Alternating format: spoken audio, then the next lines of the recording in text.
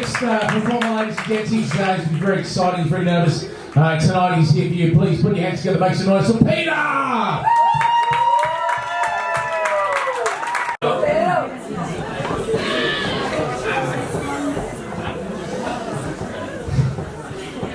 If you can't tell by looking at my hair, I'm a stay-at-home dad. I've been a stay-at-home dad for 5 years. My son is 3. My job is difficult. I have a lot of responsibilities. Like I'm responsible for cooking and cleaning and paying the housekeeper.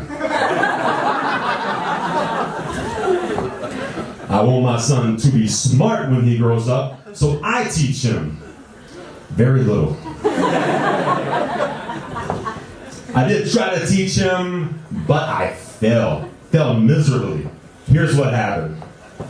I tried to teach my son something simple, like a high five. Yes? We went out to our community playground. It's full of people, lots of people. I'm looking for someone to practice this high five with that I taught my son. I see a man, another father, he's over there on his phone at the playground. He's just staring down into it. I don't like this. I go call the man out. I'm like, hey, dude, what's going on? Why are you staring down at your phone when you should be paying attention to all the high moms? He's like, you're right. High five. And then he looks at my son, little man, high five. And I'm like, Benicio, here it is. This is the moment. We practice, we train, you're here, it's live. Give the man a high five. But I can see my son. I can see on his face, he's nervous. He's pulling face. And then his body straightens up. His arm goes stiff. His hand gets tight. And I'm like, he's not gonna do it. But then he starts. And I'm like, yes, it is. It's happening.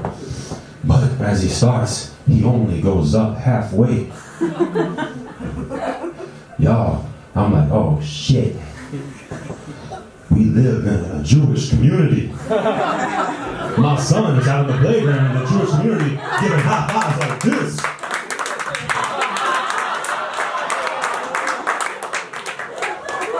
I'm like, no, please don't.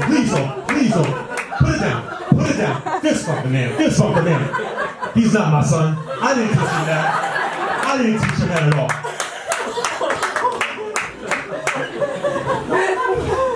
So after that episode, I was in a position that I'm very familiar with, unemployment. It was something I experienced for the first time. I experienced in that moment. I was let go by a family member. Next thing I knew, we were taking a trip to Argentina. My wife failed to inform me that it was permanent. So we arrived in January of this year. And to the amazement of my wife and the disappointment of my mother-in-law, I have yet to be robbed. But they put the fear in me, the fear of the motochorro. At first I thought they said churro, and I was like, that's delicious. My mother-in-law was like, hey, gordo, come on. My wife was like, no, you have to be afraid. And ashamedly, I'm afraid. I have this fear, and this sucks because I have to add something stupid, another item that's stupid to my list of stupid things that I'm afraid of. I'm not afraid of things that are normal. I wish I were, but I'm not. Like, it's normal to be afraid of the dark. It's normal to be afraid of spiders. It's normal to be afraid of a re-election in 2020 of he who shall not be named.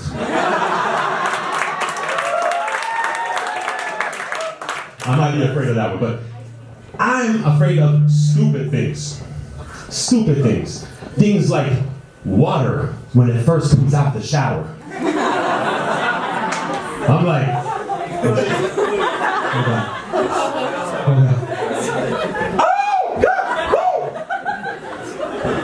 Too much? Now I have to add this next thing to that list, the stupid list. This sound, vroom, vroom.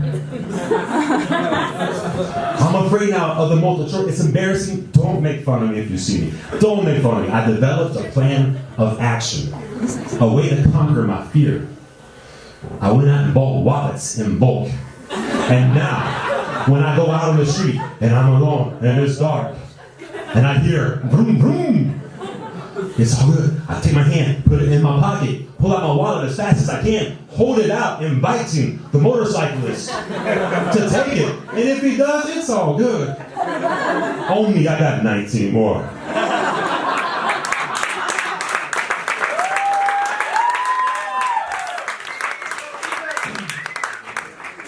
Another thing I have yet to do since I arrived in Argentina is learn Spanish.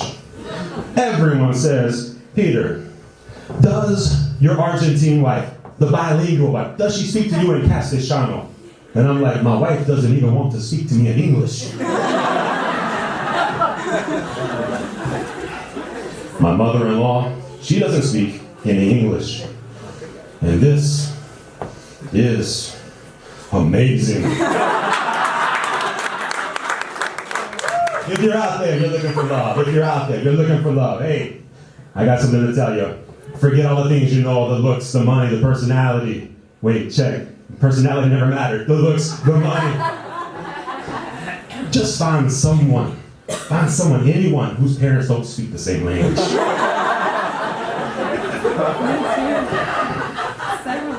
My mother-in-law did try to communicate with me through Google Translate. She tried. So frustrating. My mother-in-law, she types at a rate of 50 words per month. Yes.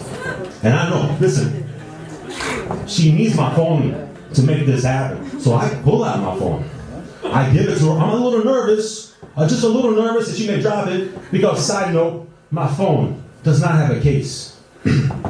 Because everything feels better without protection.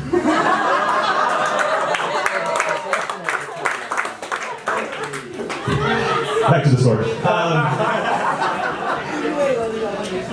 So it's so frustrating. She tries to communicate with me through Google Translate. It's exhausting. Even Google's AI kicks in the moment it recognizes her text pattern, which is give.